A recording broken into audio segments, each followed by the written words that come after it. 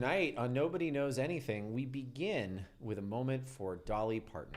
We want to honor her life, a woman whose music spoke to all of us, who focused relentlessly on inclusion and would have, I cannot describe it enough, hated this show.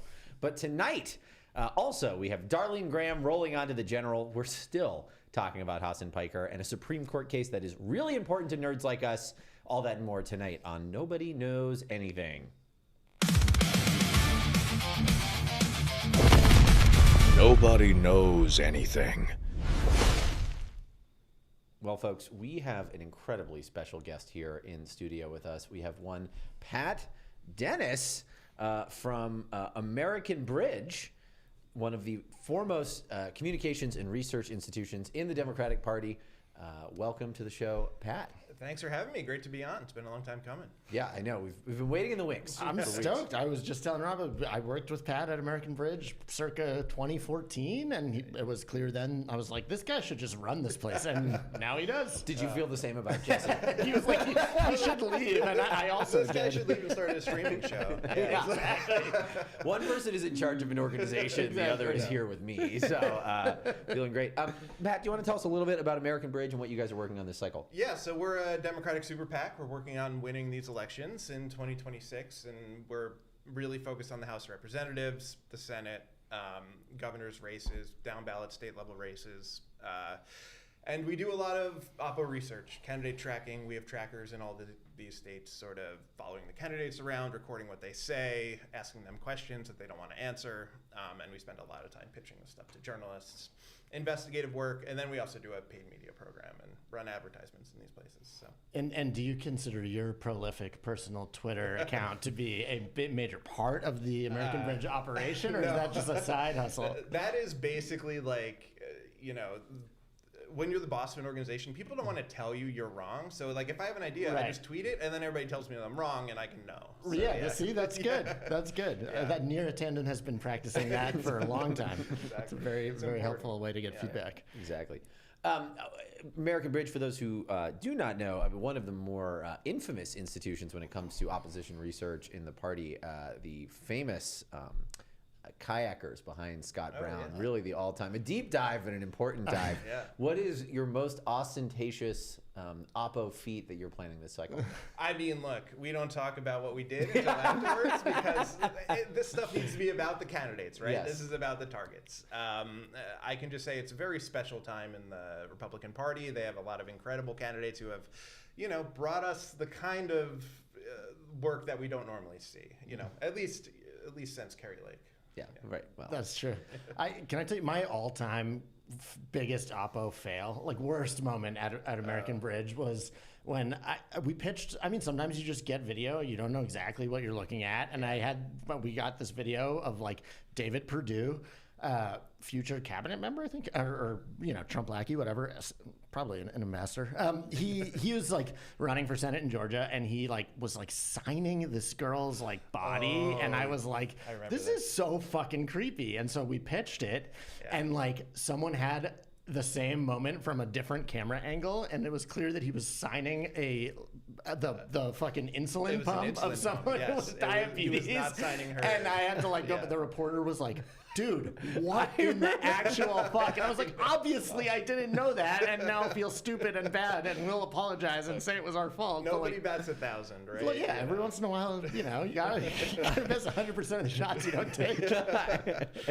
I remember that one. That was a tough It was one. a doozy. I got a phone call that was like, Hey, bud. we didn't have that angle. That's not good. Before we dive in, Pat, you post a lot, period, but also about leading an organization, especially one that does communications and opposition research, in a period where AI is affecting organizations. Yeah. I'm sort of curious, how are you thinking about AI, particularly as there are so many people who say, well, opposition research is going to get done away by Fable. It's going to get done away by these things that can do digging and build books and all that stuff. How are you thinking about it in the context of American Bridge? Yeah, so you could call me a cross-pressured voter on the subject of AI. I am also just personally a huge nerd. I run AI models in my house. I drive people crazy. But to me, for oppo research and basically all white-collar work, the fact of the matter is, these properly used, can be like a huge speed up, right? And like, I actually live in terror of a world where Democrats sort of, because of reasonable opposition to this technology, don't take any of the benefits, and then are like fighting Republicans with our hands tied behind our back. So I work very hard to make sure, I like to compare AI technology in the workplace to like chainsaws in the workplace. And it's like, if you're a logger, like an axe is dangerous, but a chainsaw is like really dangerous. And like, you actually have to be very careful about how you learn to use a chainsaw. If you accidentally cut your leg off with a chainsaw, like that is a professional problem for a logger. And it is very possible to do that with AI. But that said, it's also very possible just to like, I spend a lot of time just like, did people from this company give money to this candidate in this year, right? And that takes, a professional maybe 5 minutes to look it up, right? And like, I have an AI integration that can do it in 5 seconds. And it's like, you just answer more questions more often, so. How many AI-assisted chainsaws do you have in the American Bridge office? 'Cause that's concerning. They don't speak of what they're doing this cycle. No, but I mean, we've talked about this too. It's like, simultaneously, I think we should talk about, regulating AI and the risks and all of these things, and I think we'll talk about data centers later. I think some of the politics on this stuff are pretty clear.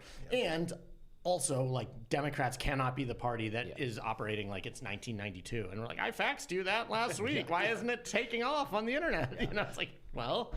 I do think the sickos at home may not sort of appreciate the like internal wrenching that Democrats are doing about AI and should we use it. Like, I think like you see Republicans who are very like, we're making, there's AI boobs now, you know what I mean? And like, but also making a lot of mistakes, I should say. That's true. Like the White House is always like putting out graphics where they're like, here's the capital DC, which is famously in North Carolina. I'm like, that's not where that goes. Republicans having too much money from big donors sometimes means that they will buy some of these AI products. My favorite one is the AI polling products, where they like make AI voters and then poll the AI, which is like total crap, like just a complete waste of money. And like, we're not doing that. Right. Yeah, they had like the thing recently where like the State Department mislabeled every country in Africa, and it's like, you're the State Department. Surely somebody knows where the countries go. But on the other side of it, these campaigns are more open to using agents to scale their work efficiently, like the DNC famously only using Gemini. So it's like, there's this other side of it where it's like, oof, what are we losing by not engaging? And like, one thing that's very important right now, you want Democratic opposition research firms to be cross-referencing every single company getting federal contracts against the money that's going into the RNC and MAGA Inc. and everything. And that is like a data science problem. And writing the code to do those comparisons is 20 times faster with AI, right? Yep. So there's just a lot of like basic things that we need. It is ironic that every Democratic candidate talks like a poorly made AI agent, and yet we don't use the technology at all. We're just like spitting out talking points that like don't quite make sense and don't land with people because they can feel that we're not human. You know? Exactly. Good times. Anyway, well, let's go down Route 95, baby. We're going to South Carolina, where the results came in on Tuesday night, and Darline Graham cruised to victory. Crushed, dominated, won the state deafeningly by several points, is now the new power broker in the state. All of that, and I will just say this does bring us to Fool of the Week. The Fool of the Week. I mean, speaking of AI. And who says Democrats don't use AI? Our graphics department has been working all hours. That is a real person. Totally. Union work. Yeah, that guy is in SAG. Definitely paid for. It's a shame that he was born with those 12 fingers. But it goes to Jesse Larrick from Nobody Knows Anything. Oh, there I am. I was wondering where that clown suit was. I do like, if you actually look, the wine is called Cope Seeds. I know. Which is pretty good. Our union guy came up with that himself. Very tough. And the reason we are saying the prediction is bad is yesterday, Monday afternoon, we were in our group chat. We have a group chat for the show. If you listen to the show, we'll let you in. It's just us. Where we said, Jesse texted, he said he would like to go on the record that he thought Darline Graham was going to win. This For is at future noon. reference, I would argue that when you're in a group chat and you say, like, just stating for the record, it does not mean, like, I would like to go on record with the world. But I'm you know, I can say I stand by the prediction because it was, you know, wrong based on the votes. But I will say this. I am actually would argue that it is a pretty bad performance by Darline Graham, who had endorsements from Donald Trump, Henry McMaster, the governor, Tim Scott, the other senator in South Carolina, and had $7.5 million spent on her behalf in a 2-week period in South Carolina, running against a dude who had just finished like third in the governor's race, and she eked out a 5-point win, like 52-48 or something. That is not someone who screams strong candidate to me. So while I take my licks, I was wrong. I mean, me and all of our non-AI workers made beautiful graphics making fun of me. I'm a good sport. But I think she is a tremendously weak candidate. And you could see that, like, had Trump not turned out so many votes in Horry County, where his event was the other night, like, it was a very close race. So Indeed. I, of course, doing the big post, I think Jesse Larick is out of his mind, which received 11 likes, thank you, and 4.1 thousand views. So This is the beef heard around a very particular corner of the internet. the acrylic corridor. Heard around, not even the north. This is the what's the overnight train that goes through that you never want to be on. You know? Yeah. Anyway, you know, it is interesting. I mean. We got a couple of texts from people who agreed with this take that Darline was in trouble. Darline does seem to be in trouble, and you can kind of see why. Immediately after she gives her victory speech, 9:44, she had this kind of unbelievable sort of line in her speech, which Annie Andrews, pal of the program, That's right. did respond to. But watch this clip. I grew up in the back of a bar and liquor store in one room in central South Carolina. My parents worked long, hard hours to make ends meet. We didn't take vacations. If they were sick, they had to get up and go to work because the doors weren't open, we weren't making money. My mother passed away when I was 11 and my father just over a year later. For the past 30 years, I've worked hard for the people of South Carolina, and for the past 7 years, I've led a state agency. And I understand the struggles facing South Carolina families because I've faced them too. And this was in response to saying that Annie Andrews was crazy and going to try to do Medicare Right, she for wants all. to do government do government health care. die. And so her argument being, well, I suffered, so sucks for you. Yeah, this is you know, I love to hate on professional politicians. Everybody loves to hate on, you know, the poll-tested professional politicians. But the fact of the matter is, if you've never been in politics before, you're going to make a lot of really stupid mistakes. And I think she's just a really weak candidate, and she's going to make a lot more stupid mistakes because she hasn't practiced. She really has no argument for why she wants to run for the Senate. It seems she's as baffled by it as everybody else, and Trump decided it was a good idea. And here we are. So, you know, it's really interesting. I was kind of astounding that one was like in the written speech, and she inherited Lindsey Graham's staff and stuff like that. You know, like I give her. I mean, it's hard to excuse the I don't really know anything about national security thing. She didn't inherit that. She didn't inherit that. But I did feel bad, like in debates and when she's taking Q&A unscripted, like that stuff. I totally am with you. Where I'm like, this is really fucking hard if you're coming from like not being in politics whatsoever, and then you're having to like extemporaneously try to figure everything out. And you're running a statewide, like, you know, messing up in a gaggle, like that's a news cycle, and you're having real news cycles, and that could be a national news cycle. Totally. But what was kind of astounding about this was like written by a professional speechwriter, presumably, and they were like, talk about how your parents died because our system is so inept and can't handle people that get sick and no one has health care. And she was like, yes, that's an inspiring story. There was a memo a couple weeks ago about how Republicans need to go on the offense on health care. So I think that's what we're seeing. That's what we're looking at. Gone on the offense. Strategic ambiguity and offense on healthcare. I mean, what, you know, this is what the lady is here for. So this does bring in a big question. Again, we haven't gotten the graphics team around to making the explosions and all those things. But is South Carolina actually in play, or is Jesse huffing hopium? Kalshi, the truth market feeling 2 points more confident than Annie Andrews could win. 86% chance of Darline Graham winning.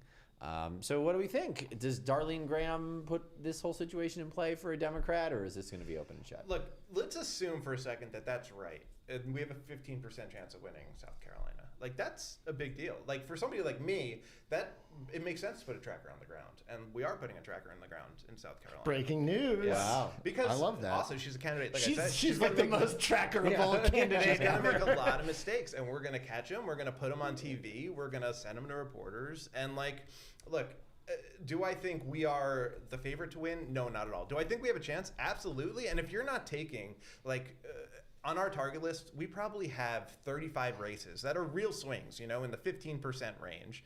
And, like, I think we're going to win some of those. We're not going to win all of them, but if we win any of them, that's, like, a big problem for Republicans. Yeah, I totally agree. I mean, we've been talking about this. Like, you can play in South Carolina, in Kansas, in Nebraska, in Mississippi for a fraction of how much it takes to like run, how much it would have taken for anyone to know who Alexander Vindman, it turns out, is in Florida. Like, Texas, like states like that are just so fucking expensive. Whereas a state like South Carolina, you really can compete for not that much money in the grand scheme.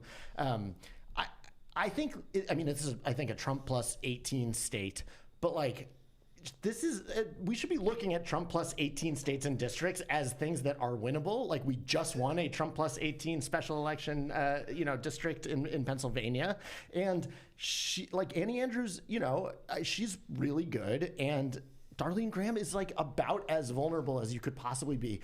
Lindsey Graham, no offense to the dead, but like he also was not popular. He had only got like 56% in the Republican primary, and she is like inheriting all of that ill will, plus like the fact that she's being forced on people. And you're still gonna have like all the MAGA people who like might have turned out for Ralph Norman, but like probably aren't gonna turn out for like the sister of the Iran war guy.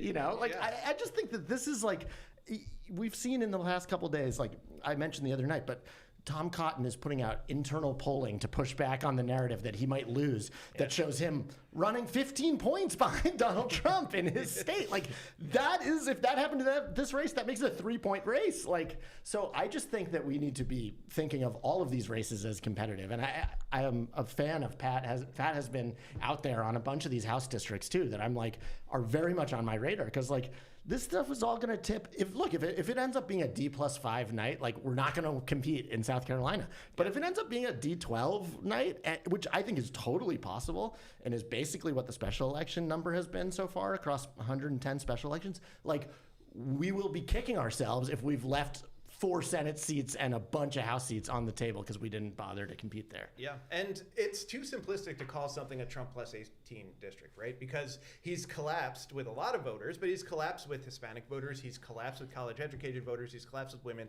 and there are places where those demographics are overrepresented, and then at the same time you have massively demoralized MAGA voters, and Trump isn't on the ballot. So there's, comparing things to 2024 numbers really gives Republicans, in my mind, a false sense of security and makes them make some dumb decisions. When you said you were setting a tracker, I was thinking about this clip that was on the timeline. Darline Graham with what was a tracker. A tracker is someone who follows around a candidate with a camera. Did not go well. Let's take a look here. Is your phone recording this? Yes, because it's a political event. There's always phones recording. So you're a politician, you know the drill. And you have Darline Graham saying, "Is your phone recording me? It bothers me that you're recording me without my permission." Yeah. With all due respect, you're running for the United States Senate. That's why we do it. It's so crazy. It also is like always, like, don't get me wrong, I'm sure I would be annoyed if I was like trying to do my life and some 22-year-old was like constantly tailing me being like, what about the Epstein files? but it is very telling, the people that like just totally snap and like try to hit phones out of the hands. It's like, this is part of the job, dude. If you want to be a public servant, this shit's going to happen. And if you treat people like that, you're probably a shitty person. So, That's right. That's right. Think of the American Bridge trackers. Though being an American Bridge tracker, you get to live in Charleston. Pretty good. Yeah, pretty good. I know. I Are still you think, hiring? We need jobs. They just accepted the Robert Sorry. Yeah. I still think that the biggest winner of the new primary calendar is reporters who get to spend their winter in Charleston instead of Des Moines. Oh, 100%. You know, no offense to the great Iowans out there. R.I.P. to El Bait Shop, one of the great bars in America, but I'm sure we'll make up for it around there. All right, we go now to the midterm broadly, where one of the big storylines has been Donald Trump is sitting on $400 million in MAGA Inc. What is he going to do with it? Why isn't he going to do something with it? What's taking so long? And we finally got the answer. Wasn't enough Trump, baby. And so in some reporting in The Atlantic by a number of their ace and crack reporters, Trump plans to buy midterm ads about his own records, knowing that they need to go out and they need to communicate harder about how great that it's going. And so we will be getting a lot more Donald Trump. Some of the proposals are they'll run a Trump ad and then a candidate ad right next to each other on television, which is really quite something. What do you guys make of this? Good news for Donald Trump? He's finally cracked it? Yeah, and, as somebody who in 2024 sat in a lot of meetings about how voters just don't appreciate us, we just need to communicate better. We have the best inflation rate in the world. So this is the ego that they signed up for, and I'm just salivating at this. Like, keeping Trump salient, keeping Trump in the news, like, he's dropping below, like, second term W. Bush levels. And, like, his own base, like, the numbers on, like, very supportive of Donald Trump is down in, the teens. Teens, yeah. As low as it's ever been. So, like, that's a crisis level for him. And, like, the more people are thinking about him and, like, connecting him to these Republicans, like, the more races will win. So, great. Yeah, it is a remarkable. Like, I do have a feeling that there's going to be a lot of heavy ad placements in Palm Beach and Washington, D.C. because they're all going to be like, Mr. Trump, we're running your ads everywhere. And you're just going to buy the only places he spends any of his time. Which reminds me of I was told once, I won't out anyone here, but a friend of mine who once worked at the DNC told me that they had like a thing when Debbie Wasserman Schultz was the chair of the DNC, where there would be like press emails that like didn't actually go out to the press list. It would just be like they would pretend that they had BCC'd the whole press list, and they were like, the release is out, but it was just hitting her inbox. So that she'd be like, thank God they got that brilliant press release out. And I just think there's going to be a lot of Trump ads running in the Mar-a-Lago cable zone. We had a vendor where we were running an A/B test for that vendor, but not really. And we just sent the sample where we weren't using that vendor to employees of that vendor. Smart. Very smart. Very smart. Oh, someday we'll talk about which vendor that was. But yeah. It's like there is a thing, not to be like Donald Trump has some good ideas, although I do fully support this plan of his. But like, I don't think it's crazy to like, he's frustrated that nobody is communicating his accomplishments, and like, I don't think he has many accomplishments to communicate, which is its own problem. But I do think that I have always been frustrated that like when we are, when we were doing Obamacare, when we were when we are passing, the infrastructure or IRA or, bipartisan infrastructure law, like it's not crazy to think that there should be entities, perhaps non-electoral, that are like doing massive education ad buys, to tout accomplishments, because especially if the president, for example, is an octogenarian who is not the most compelling communicator, I don't think it's crazy to be like, well, we're not selling the agenda. People don't know the things that we're delivering them. But I don't think that like running 1,000 GRPs of Trump being like, it's the most beautiful ballroom is going to be like a big hit with the swing voters. I firmly agree on that like selling positive stuff is a nut we need to figure out how to crack. And I don't think anybody has. And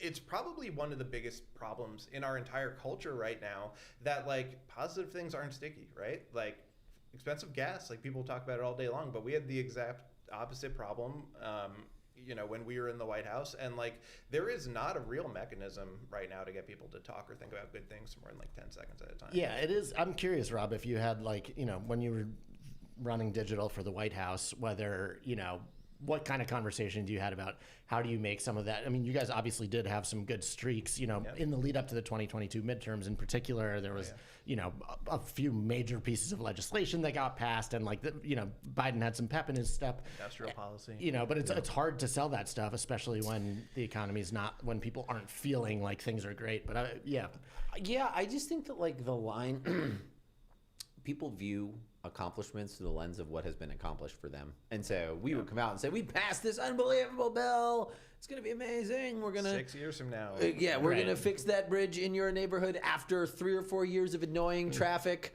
And you know, an environmental review. Yeah, several environmental reviews.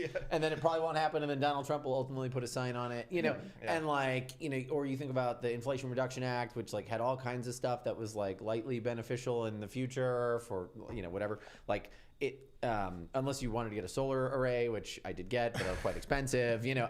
And so like, there's sort of this thing of like the accomplishments weren't felt by people. And so you just, when things are bad, like, oh, I did this thing.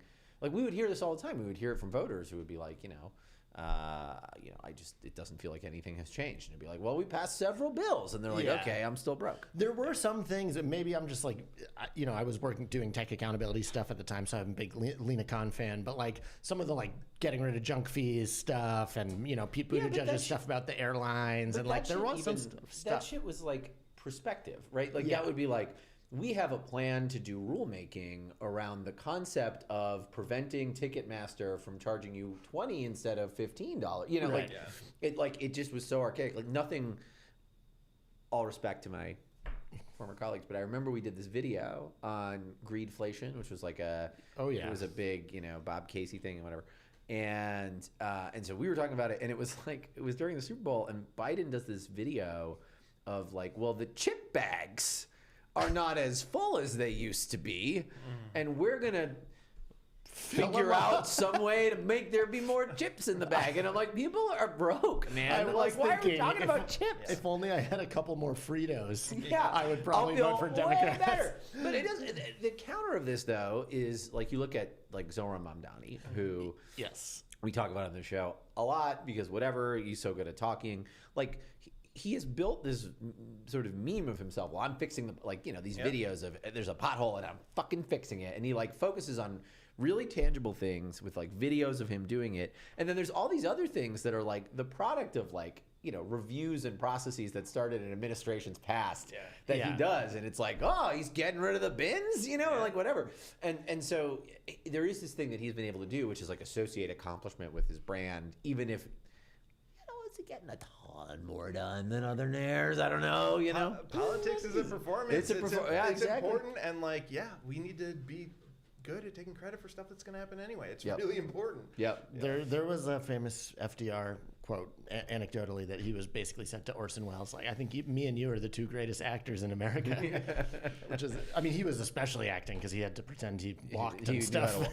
Knew how. Jeez. Well, Donald Trump laying it on even thicker because they're doing this fucking. I can't even believe this midterm convention. And so here's the thing. When they started kicking around the midterm convention, I was like, there's no way they're that fucking stupid in this kind of context to try to do that. And then we were like, we're going to do it too. And it was like, no. I was like, with what money are we going to do that? Yeah, exactly. It'll be at like an Arby's in Lincoln, Nebraska, you know. Although I did hear that ours was going to be in Omaha, which. Oh, that's fun. You know, Nebraska too or whatever. Fine. But no, they're doing theirs in Dallas, September 9th and 10th. Trump and J.D. Vance both are set to headline respective nights, with Vance to speak on Wednesday night and Trump on Thursday. It is a little strange. You know, the presidential conventions are a once every 4-year institution. The networks, the cables all cover it. It becomes like a whole big to-do. So you sort of really drive a lot of message. It's sort of not clear to me who is going to be covering this in the same way, where it's going to be. Do you guys know? Like, I don't know. I would not put it past the networks to like just get leaned on super hard. CBS is, of course, going to air it. Look, I might flack them to put this up. I know. That's what I was joking after his rally in South Carolina the other night. I was like, send him everywhere. He is like the greatest Democratic turnout machine in the history of the world. These races. Yeah. The agenda coming out, a slight preview. They have some fast facts. Night 1, 53 speakers and items. Night 2, 56, 109 total items. Items they are talking about include rooting out waste and fraud, highlighting HUD's crackdown on improper payments and fraudulent activity. That's going to pop on TV. Yeah, that'll go huge.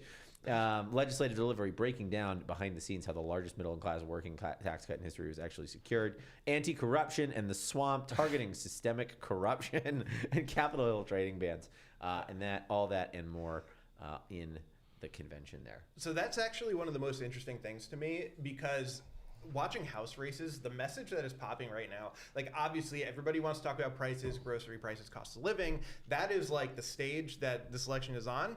But right below that is corruption. And it's like jumping off the page in the polling, like it's like a broad definition of corruption, and Republicans have enabled it, right? Everything from, contracts going to the president's children down to like congressional stock trading, right? And everything in between.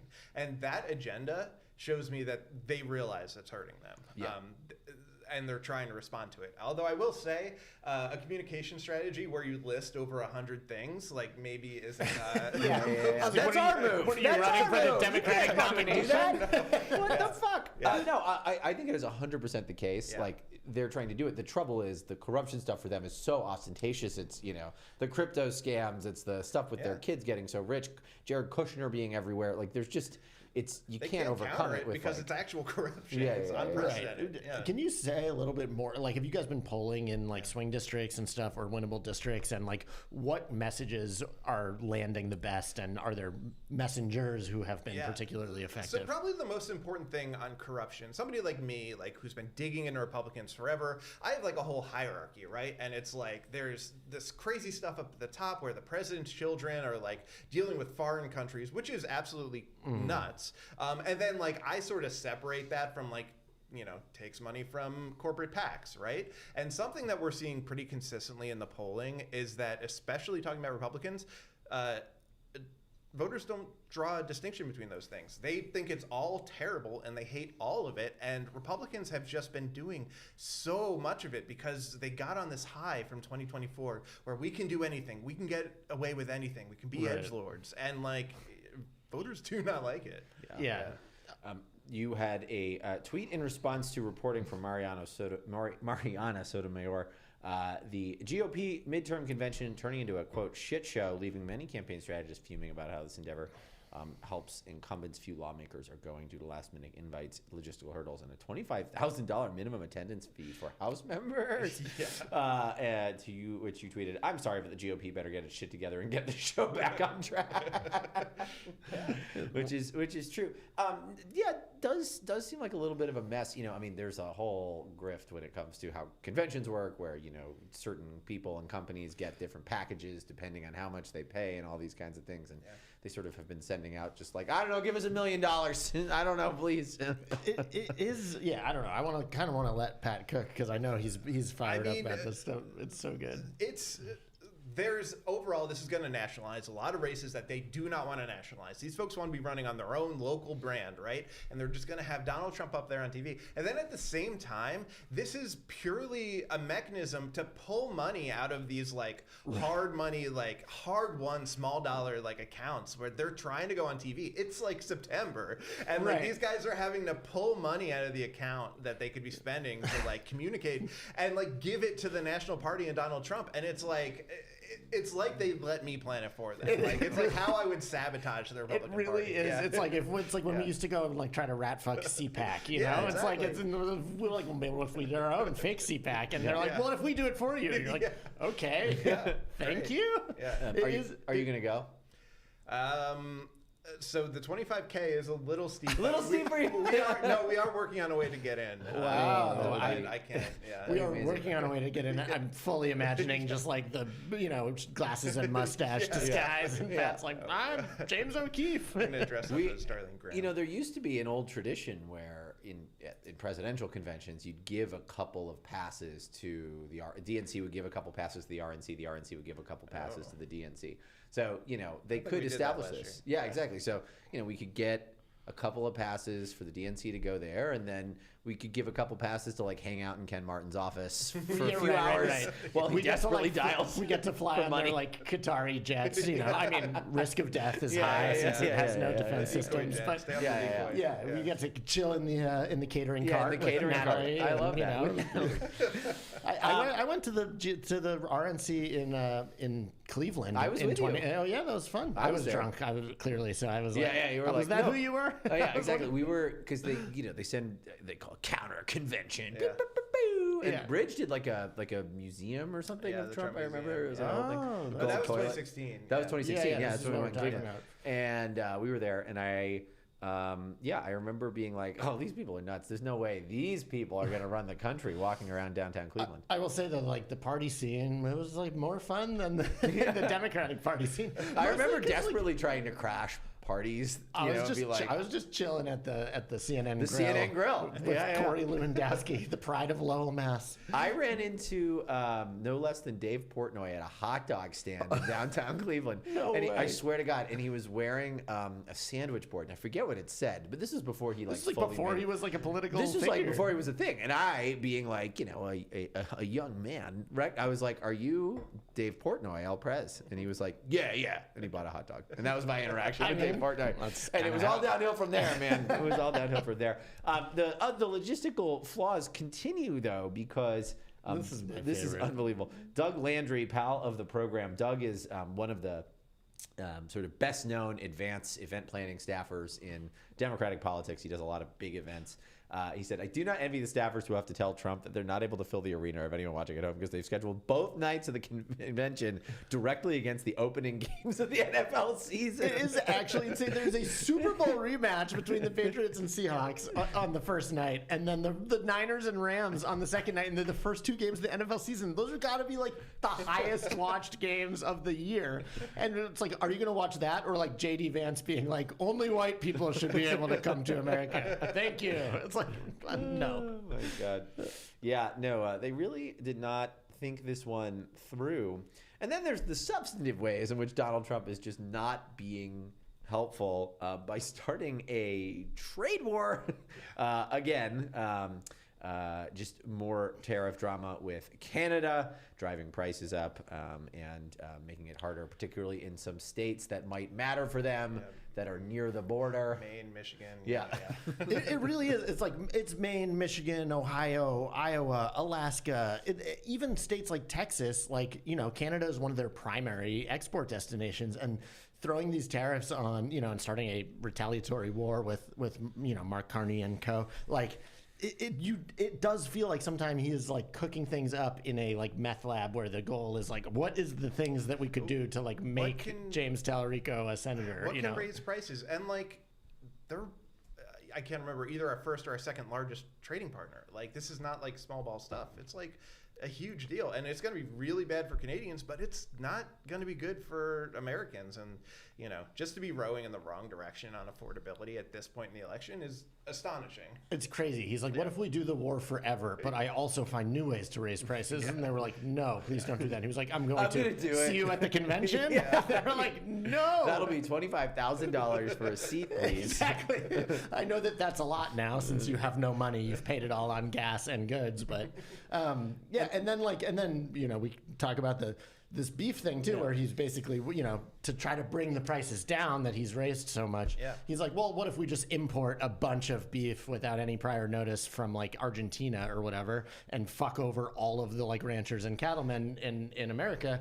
Like, this shit is like, it takes a lot for, these stories are not like Don Bacon, although, you'd think Don Bacon would care about meat prices. About beef, certainly. But it's not your like resist adjacent Republicans. This is like Tom Cotton and Pete Ricketts and Deb Fischer, and like these guys are going on the record being like, this is a fucking disaster. Like, stop, please stop.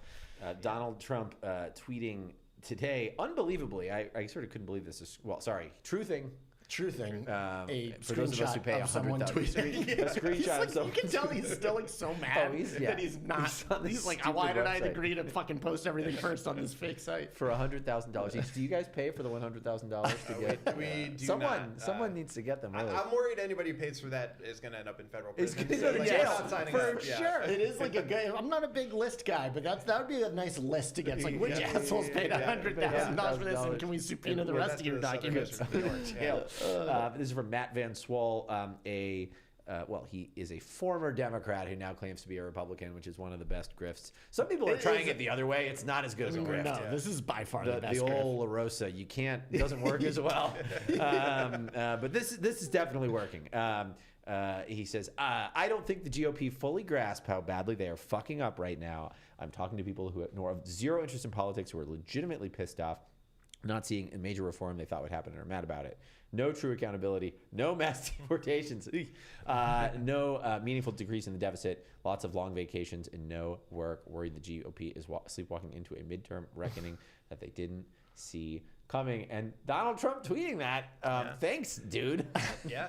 I mean, I do think he takes a perverse pleasure in Republicans getting beat badly when he's not on the ballot, right? Yeah. And like because it means like when he won, like it was all him and these Republicans are losers. So like that's why it seems like he's trying to lose. It's just like, ooh, this feels good. I 100% agree with this take. Yeah. No part of me thinks Donald Trump has any interest in winning the midterms for Republicans. I genuinely don't think he cares. At best, I think he does not care. At worst, I think he actively, like, kind of secretly wants Democrats to win, so he can be like, I'm the only one that can do this. Well, and that brings us to the big question, which is, does Trump even want Republicans to win? I don't think so. And I don't think he wants them to win in 2028 either. Even more so, he doesn't want them to win in 2028. But there's this fascinating dynamic, because so much of this, I mean, you pointed this earlier, Pat, it's like the Republicans are yoked to this guy because, you know, he's Mr. Powerful Strong Man or whatever. But I think they all see that, like, hey, man, like, things are not going great for us. But they're still afraid of the repercussions of backing away from him. So they're in this position where they're like, I guess we have to just tie ourselves to this fucking insane sinking ship. It is somewhat ironic that this entire party built on culture war has like cucked themselves. You know, it is kind of funny that is the situation we find ourselves in. But they really are like caught between a rock and a hard place here, because they're like, if we antagonize the Mad King, like we're kind of like entirely reliant on him to turn out his voters and to not yell at us, which would single-handedly destroy our careers. But also, if we just tie ourselves to him, we are, you know, he's an anvil, and we are at the bottom of the Indian Ocean, in big trouble. I don't envy their position. We've been in it many times ourselves, so you know, I feel you guys. A soul is a terrible thing to sell. Been there, but you know, this is sort of how it goes. I do think in the first term, Trump was worried about investigations and he was worried about impeachment, and you can see in the way he talks, like impeachment did really bother him, in that he's like, you know, there's been rumors he wants to get them annulled or whatever.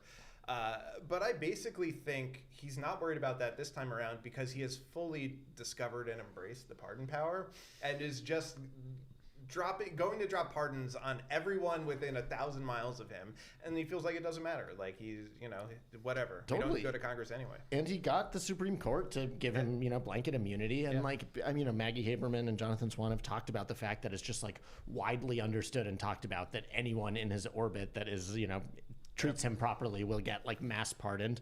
You know, I mean, he fucking mass pardoned a bunch of people that were like killing cops to try to overthrow the U.S. government, and was just like, yeah, that's fine. That's why it's important to win a lot of state attorneys general races, because those pardons do not help you in the states. I do still think about sometimes, like, I mean, I hope this is the way that things go, but I feel like there's going to be a moment like when we're all explaining to our kids in like 20 years and they're like, wait, so he just like had the J6 choir like singing the national anthem, and they did a violent insurrection to overthrow the American government, and then he just like won again fair and square, and then he just pardoned them all, and we're gonna be like, it was weird times, man. Or else we'll all be in gulags. You know, so it's one of those two options. Yeah, we go from the MAGA gulags to the gulags that the establishment will be put in when the progressives finally rise. We're driving up to Michigan, baby. Wow, professional transition, folks. Where Donald Trump can't stop talking about Donald Trump. Democrats cannot stop talking about Hasan PIker. Well, this Hasan PIker becoming more of a thing this week, where he made some comments about Jeremy Moss and basically suggesting that American Jews invite violence by supporting Israel. Not great. And instantly, Abdul El Sayed rejecting this with a statement. I believe all Americans deserve the right to advocate for what they believe without fear of violence. This is true for communities that have been intimidated for their beliefs in the past. My commitment to Jewish safety is the same as my commitment to safety of my own daughters. Nobody speaks for this campaign. Later going on to say, nobody speaks for this campaign besides me and my campaign spokespeople. And while politicians and pundits try to make this race about a Twitch streamer, we're going to be talking about gas, groceries, good schools, and healthcare. But this did not stop another cycle of recriminations. The center of the party saying we have to disavow Hasan PIker. The progressives saying, how dare you disavow Hasan PIker. And we're just talking about it again 60 odd days out from midterm. It's funny what you were just talking about with the January 6th choir and everything. The Trump administration has been so out there that this has really infected the Republican Party, but to some extent, Democrats have started to learn the wrong lessons from it, which is post-2024, a lot of people started to think that being an edgelord doesn't matter and that politics as we knew it is over and you don't pay like political repercussions for like getting far out there on issues. And like the lesson of 2026 is like politics as it existed for a reason, and like the reason you don't say edgelord things and promote people who say edgelord things is because it comes back and bites you in the ass, and like this is what that looks like. And it's just like politics 101 yeah. right? Yeah, this has always been like we've seen this. How many cycles did we do where there was a bunch of like Trumpy candidates who ran for things and everyone's like, nobody cares about this anymore. It's like, well, it didn't work for like Blake Masters or Carrie Lake or Doug Mastriano. Because they're not celebrities. Donald Trump was a celebrity. Right. And then, so I have I think Abdul has overall been running a pretty good general election race. And like, I have been pretty about as chill about the Hasan PIker stuff as you can be for a Jew in America who's like, I don't think he's a huge fan of me, but I'm like, he's funny sometimes. But like, and I don't think necessarily we need to, be disavowing everything that anyone has ever said. Like, I'm a Big Ten Democrat, et cetera, et cetera. I don't understand the value of putting out this statement because it says nothing. It's like, just don't put out a statement and like be like, guys, I'm not gonna fucking like put out statements and comment every time anyone who's ever voted for me like says something objectionable. Like, I'm focused on what I'm doing. But like to put out a whole lengthy statement that does not say words such as Hasan PIker or like there's like no acknowledgement of what he's even actually talking about, other than I think he like tweeted it with like, here's my comment on Hasan PIker. But other than that, it's just like, and what are you even talking about? Like, you campaigned with him. It's like all these people are making Twitch streamers part of the conversation. I'm like, he was like an essential surrogate for you. Yes. I feel this way a little bit about a certain other podcast in our tier. John Favreau, a pal of the program enough. And fellow graduate of North Reading High School, good dude, saying, calling all Dems to talk about, to take the don't talk about Hasan PIker for a day challenge. Can we do it? Lots of other topics to focus on with 69 days. Nice, left until the midterms. We can try for a full week. I do just want to note, in the same vein as like, you can't just be like, that didn't happen. I do want to note 4 interviews on Pod Save America with Hasan PIker. Guys, like we've been lifting this guy up for a while, Totally. I spent so much time worrying. After 24, all these donors came to us and said, we need to replicate the Republican media strategy where they have this, media ecosystem and it like echo chambered and it won Trump the election. And there are major downsides to having a modern ecosystem where the financial incentive is to be as far out on the edge as possible, which is like fundamentally opposed to like the political imperative of politicians. And like, I really worry about, sorry, media guys, but. Well, listen, as an influential streamer, exactly. I understand. This brings us to the big question. I guess I'll take the other side of this, because the question is, what do Democrats actually gain from the Hasan PIker spat? Because here's the thing, right? To your point, Jesse, we're all everyone's elevating this dude who is ultimately, I think, a Twitch streamer who has some juice, as many Twitch streamers do. He's like one fucking guy. Yeah. And so like there is this element of like we are building him up. But I also think that like building him up to tear him down does come with risks, because a lot of people on the internet like anti-polarize, right? Like for enemies of the like mind. Yeah. And so there is this risk that like by trying to like make an example of this one guy, you were just sort of like needlessly alienating people. But like, why does anyone give a fuck? Like, it's this thing of like he's being elevated unduly, and so do we gain anything from actually just like whacking at him? And who are we turning off and who are we winning back? I mean, the fact of the matter is, if it was just Democrats fighting Democrats, nobody would gain anything. But the fact of the matter is, Republicans are there and they're elevating him. So it's like, But do we actually do we think there are voters who actually give a fuck about what Hasan PIker has to say? I don't know. I mostly think no. But I do think that it's like there's a unique risk with Abdul El-Sayed, because he is being painted at, I mean, their whole campaign is like he's a scary, radical, dangerous Muslim, and then when and then when you're like, oh, he's like one of his chief surrogates was Hasan PIker, and here's all the worst things Hasan PIker said. I think that there's some unique risk to him with Hasan PIker. That being said, like to your point, Rob, I mean, when you look at Third Way, who is, big New York Times story about how they're spending $15 million to try to take down the DSA, and they're like talk about Hasan PIker all the time, and I'm like, is there any like reflection of the fact that like when Mallory McMorrow like went after Hasan PIker was actually kind of like the moment that people have like broadly cited as like when the wheels came off her campaign, and once you made Hasan PIker like the biggest thing in this race, Abdul went from like the presumed third place candidate to winning the primary. And like there seems to be no reflection of the fact that like I don't think it is a successful strategy to spend $15 million trying to like go after people like Hasan PIker. You elevate him and the other thing I will say, which, I've said a lot of annoying, I get annoyed with Democrats, they're our party. Sometimes you got to, call out your own family. But like, it is also frustrating how much attention has been paid to, people reading off the worst things. This guy streams fucking 8 hours a day, 7 days a week for like 15 years. And they pull out the worst quotes from him, which some of them are obviously very objectionable. Meanwhile, like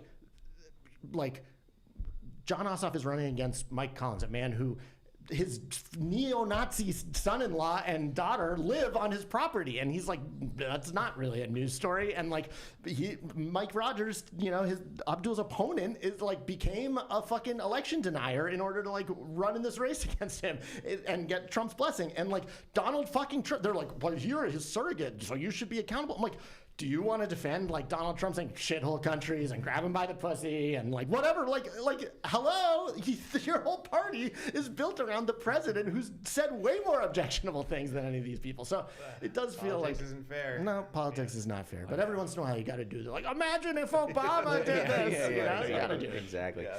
I do want to take a quick diversion to a topic is as we're sort of talking about how the party is going to handle Israel and handle Palestine and handle all of these issues. This week, the leadership of the House Democrats announcing that Congressman Jared Moskowitz would be named the ranking member of the House Foreign Affairs Subcommittee on Middle East and North Africa. And he put out a statement saying, at a moment of enormous change across the region, I'll work to strengthen America's relationship with Israel and our Gulf allies, expand regional peace, advance American diplomacy, and ensure our foreign policy is grounded in strength, security, and reality. He was appointed alongside Congressman Wasserman Schultz, another pro-Israel member of the House, and Mark Pocan, who is a progressive who is sort of more pro-Palestine, as well as Wesley Bell. I think this is like a total misread of where the base is on a lot of this stuff. And what I found to be sort of galling about it is, one, you're making this big statement about, the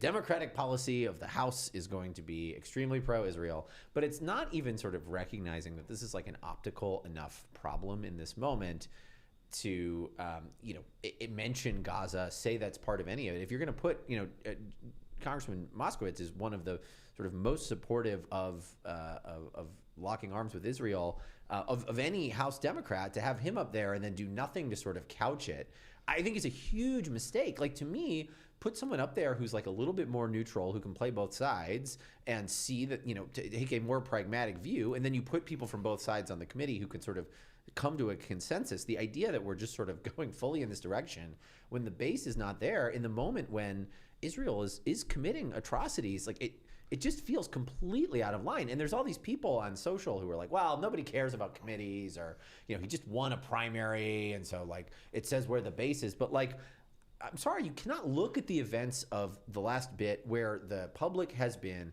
where the public will be as this continues to go on, and not at least try to do something to acknowledge that there are multiple sides of the debate here. And again, it would be one thing to put a person who is like, I am staunchly pro-Israel, and we have to support what Netanyahu is doing and all these kinds of things. Okay, it's one thing, but the other thing is to like not even see that as an issue that you have to couch against. I mean, that is just people putting their heads in the sand. It's totally fucking crazy, and they're making him the ranking member, which means when we win the House in, knock on wood, win the House in November, like he will be the chair of that subcommittee, on the Middle East, and like it is.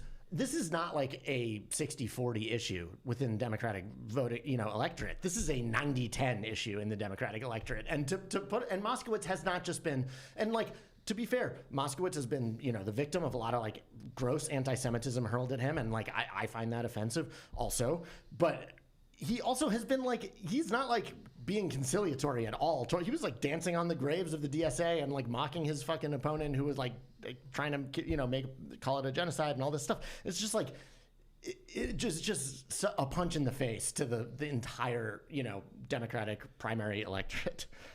What I'd say is basically politics revolves, and coalitions in politics revolve around fracture points. And when we're attacking Republicans, we work very hard to find where there are fracture points in the coalition. Maha and big agriculture, right? They're in a coalition together, and you can fracture them apart and cause real problems for these people. And managing a coalition, which we need to do to take the House, involves being really careful around these fracture points and like bringing in multiple views and making sure people can work together. And yeah, it's just politics. I think that's totally right. But I mean, to Rob's point, it's like, if you want to do coalition building, like Jared Moskowitz seems like the worst person to try to do that, because he has been like making a point to throw haymakers at the left and like mock people who care about this issue and don't think Israel is like 100% handling this the way denying there's a fracture point. I mean, that's the problem. And like, I am a person who supports a Jewish state of Israel. I support like whatever. I think like all that is true. You have to acknowledge that this is a big tent, and you can't. I just find that to be a real problem. And again, like, is this going to be the like, are people going to be out there talking about this? No, but it is a sign of like where House Democrats are going to be on this issue, and I just don't think it is realistic, practical, or in line with what the conversation in the base is, and the conversation honestly with like a broader electorate. I mean, young people are swinging so far away from this. Right. And I think there is a way to do stuff that is nuanced that, if you're Hakeem Jeffries, like, I get why he is feeling uncomfortable, when people are trying to push him on Medicare for all and abolish ICE. And like, I have my own thoughts on all of these issues, but like, when you are the leader of the party and your job is to win majorities and get stuff done, like, those are challenging questions if you think it's something as a political loser, even if the base seems to be blowing in one direction or the other. But like, they also need to mind their base, because this is a 90-10 issue. And like, I worry for the Democratic, I'm no friend of the Democratic establishment, although I could, readily be considered part of it at times. But when you give people the finger like this, like, I think there is going to be significant backlash, and I would not be surprised if there is a coalition of, newly elected Dems who, and frankly, ones who are already in there, like Delio Ramirez and like people like that, who are going to, at the very least, want something from Hakeem Jeffries, if they're going to give him the votes to become speaker, because you have to nod to the realities of where the party is at. Let us move on to campaign finance law, the real flashpoint of this election. A couple of days ago, a federal appeals court ruling in favor of Democrats trying to block political parties from getting favorable candidate ad rates. this fall. Of course, the Republicans will appeal. This was in response to the Supreme Court ruling, which basically indicated that party committees and campaigns could coordinate in unlimited ways, where before there were limitations on how much they could spend, and that when they did that, they get campaigns get sort of competitive ad rates compared to super PACs and outside entities. They get what they call the lowest unit rate. This meant that the party committees could get that as well. That is a good thing if your party committee has a lot of money. It is a bad thing if your coordinated party committee doesn't. And so Democrats less in favor of this, Republicans very in favor of this. This is how it broke down. And so the ruling in favor blocking political parties from getting those favorable rates, pretty significant for Democrats, pretty not, I guess, as great for Republicans. So, this is, I think a net benefit for Democrats. You run a super PAC. How does this work for you? So for us, this basically doesn't make a difference. There is a world where, like, you could put people to sleep going into the details of this, but basically what this rule means is, like, this is really good for the RNC and folks who have boatloads of money. But this panel ruling basically says that somebody like Jon Ossoff, who just raises boatloads of money from small donors, those small donor dollars essentially go like 4 or 5 times as far as like a big donor dollar that goes into the RNC. So that is incredible. I expect that this will go to the Supreme Court, and the Supreme Court will say, Donald Trump, you may do whatever you want, sir. But we're just about at September, right? Every week this holds is like really good for Democratic Senate candidates who are just raising buckets of like Act Blue money. And, until Trump's Supreme Court can come in and save his butt. And it doesn't mean that, the RNC can still spend this money. They just basically have to spend more money on the same TV ad that Ossoff would have spent. I mean, and this is a huge fucking deal because, like, again, it's in the weeds, but that's part of what we do here. And, like, it was Ossoff and Roy Cooper and Sherrod Brown. They were among the filers of this, who brought this case because they have like tens of millions of dollars, an advantage. For example, like Jon Ossoff's opponent, Mike Collins, the aforementioned, neo-Nazi adjacent character, like he's raised almost no money. Ossoff has raised tens and tens and tens of millions of dollars, but like they can plausibly, offset that if they can spend a bunch of money between, that the NRSC can spend coordinating with Collins and getting those rates. And without it, like you probably need to spend $400 million to equal $100 million of candidate money. So like that's a huge fucking difference if you can't go, but people are spending 5, 6, 7 times as much money for spots to run in the same shows that they. Yeah, I will say, like, this ruling is in many ways a stimulus package for like small NBC affiliates in North Carolina. Oh my God. Yeah. This is the thing. So true. Yeah. Have you ever stopped into WMUR in Concord, New Hampshire, or Manchester, New Hampshire rather? It is the one TV station that is in its own market in New Hampshire, and it's Dubai. I mean, you were walking Truly. into the frickin' future at WMUR. Truly. People always think that New Hampshire would be like an incredibly cheap state to advertise in because it's so fucking small, but you have to buy the Boston marketplace, which is super fucking expensive, and then you have to buy WMUR, which they can basically just be like, for $1 billion, we'll air your stupid ad. And you're like, okay, Exactly. I guess we want to compete in New Hampshire. Station manager rolls up in a Rolls Royce and is like, get out of here, kid. Exactly. All right. Well, we are going to move on to the answer that lit up Democratic internet this morning. Rob Sand running in Iowa. Love this guy. Dude, we've talked about Rob Sand, one of the most interesting Democrats in the country, who did an interview with Jonathan Martin, a pal of the program, who has this great series where he goes around the country mostly eating with candidates. We've talked about it before. He gets asked a series of questions, and I thought his answer was fascinating. And so let's watch it, and then we can talk through. Would you want to have Joe Biden here campaign for you? No. Can he even do that right now? How about I'm Kamala, sorry. How about Kamala Harris? No thanks. No. Let's move on. We need some new leadership. You don't think Harris should run in 2028? Nope. What?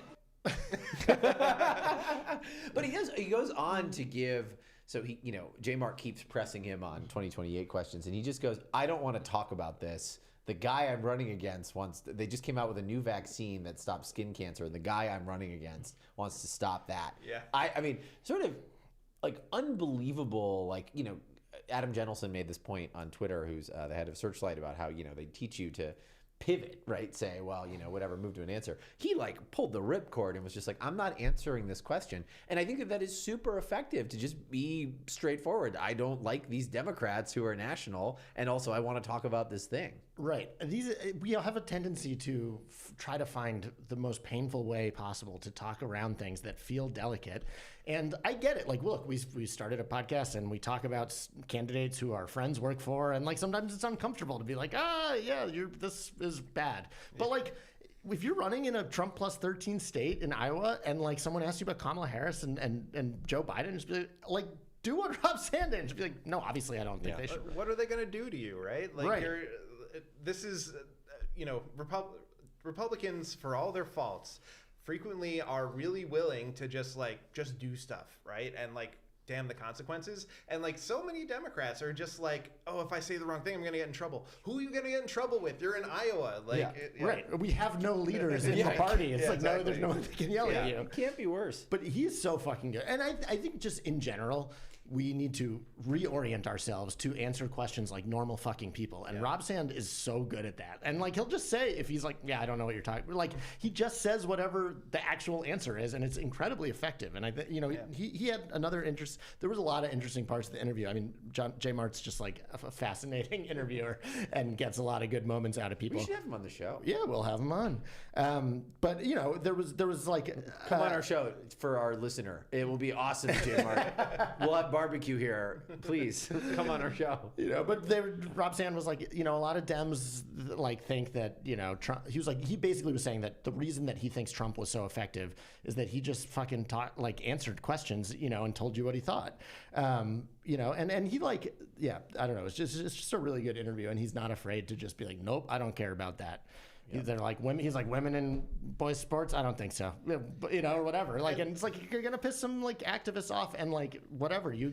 But and it's good for Democrats everywhere, because the thing that really bites us is people who assume that if they hear one Democrat talk, they've heard every Democrat talk, because Democrats won't let other Democrats say something different, right? And every time a Democrat goes out there and says something like this, it tells voters like, okay, I need to actually pay attention to who this specific Democrat is, because they're not all the same. They're not all running in Massachusetts and California. And you get a lot of these, like, he's very much like, the only reason I'm not an independent is because you have to be in the two-party system in order to run. But like, I hate Democrats, I hate Republicans because they don't do anything for us. And like, which is the median voter's position to be. 100%. And well, like, even when he goes after Biden, it's like, can he even do that? Like, that's like, actually, like, I think many voters would make that exact same joke. Right, totally. And they like, J. Mart was asking him like, well, have you ever voted for Republican? And you get a lot of these like fake independents who are like kind of Democrats, but they're just like not popular in their state. Rob was like, yeah, I voted for Chuck Grassley back when he used to be like actually independent. I voted for, and he just like ticked off like 4 Republicans that he voted for. He's like, I don't like Chuck Grassley now. He's not doing fucking anything for us. And he was like, don't you think he's too old? And he's like, yeah, he's fucking crazy. Like, I support an age limit at 78. Bye. Thanks for your service. I was like, this is so refreshing. I fucking love this guy. There's going to be a lot of, I'm calling it now, there's going to be big draft Rob Sand 2028. He's like the John Ossoff that people don't know about yet, you know? Yeah. And when people find out about him, they're going to be like, oh, let's draft that guy to run for president. He's going to be like, no. Hot take. All right, we go to our ongoing coverage here on America's most trusted live news source of data centers, baby. A new spat of polling this week coming out, leading to some conflicting messages about why voters hate data centers. Some polling from some sources who are, researching this, indicating that it's really people's sort of top concerns when it comes to data centers. It's actually the environment. And then there have been sort of a backlash to the backlash on data centers. A number of people who say that actually, this is people are trying to retcon this into being something about tech. One of those people, Pat Dennis, who tweeted, extremely irritating to everyone who wants one big political wave that will sweep away the old world and allow people to consolidate behind my priorities. But the simple story around AI and data centers is actually very complicated, as are essentially all stories. Highlighting this poll, which shows that tech companies are actually quite popular from The Argument, I believe. Yeah. And then you go on to say, being anti-data center is obviously the politically right move right now, but primarily for NIMBY reasons, not because the electorate has suddenly adopted a coherent ideological framework on the relationship between tech companies and society. That is not the House opinion on this show, Pat. You're talking off the points. I am. Care to expound on this? So, I mean, I want to hear you guys argue with me on this. But basically, when I've gone in and looked in focus groups and polling on this, it seems like by and large, like people are worried about, like, they don't want it near them, right? And they are not going around and saying, the next step, which is like we need to ban AI or like whatever. Obviously some element of people are, but in my mind, to the extent this is becoming like a mass political movement, it is much more locally driven. Don't want them here in particular. So fight me, come on. But you don't think you don't think that I don't want them here has nothing to do with I don't want any of this shit in my backyard. And I include in that the encroachment of like AI model. Like these people think of these folks, think of this as AI data centers. Like there was that Echelon poll from, however, in a moon ago, which basically showed that if you say this data center is for search and streaming, people support it +1. If it's for AI, they support it -23. Like all of those things feel somewhat inextricably linked. Like to me, it is part of this like fundamental lack of control that people feel. I agree that it's not like I hate Sam Altman and OpenAI and I don't want this box in my backyard. Yeah. But I do think there is an element of like something in the economy is not working. This thing encompasses it. So I am open to the argument that like 2 years from now, when we see a couple like really big AI centered like layoffs that have like happened and been in the news, I think politics is almost certain to polarize and like really focus on this issue, and it's going to be a waterfall. But like I just have not seen the data that shows like they're there yet. And like that poll I highlighted from the argument, and I've seen a couple other places, like people like these companies and they think it's kind of neat that you can talk to your computer now, right? And it's like so it's funny because there's like the research on young people, at least as I have seen it, is like I hate this thing because it's keeping me from getting a job, but I do use it. and people I think hold those things together. But I do think that like it is also noteworthy in this poll that the favorabilities of Claude, Grok, and ChatGPT are lower than the actual companies. Are lower, but also like just far fewer people have heard of them, right? Like if you look at the purple in the graph, it's just like nobody's heard of Claude. Right? Yeah, I mean the tech company thing is something that we do. I ran this organization, co-ran with Nicole Gill, who's great and smarter than me, an organization called Accountable Tech, and it was like we did polling on this stuff too, and it's like. Mark Zuckerberg is not popular, and like, but it is like when I would say I have a generally favorable view of Amazon, even though I think that they like treat their workers like dog shit and do a lot of bad things, and I fucking hate Jeff Bezos, but I really like getting my granola delivered in 24 hours. Liverpool owner Jeff Bezos to you. We love him here now. But so it is a real thing where I think we would in the like tech accountability world, people would be like brain rotted to think that like, well, everyone hates Google, and I was like.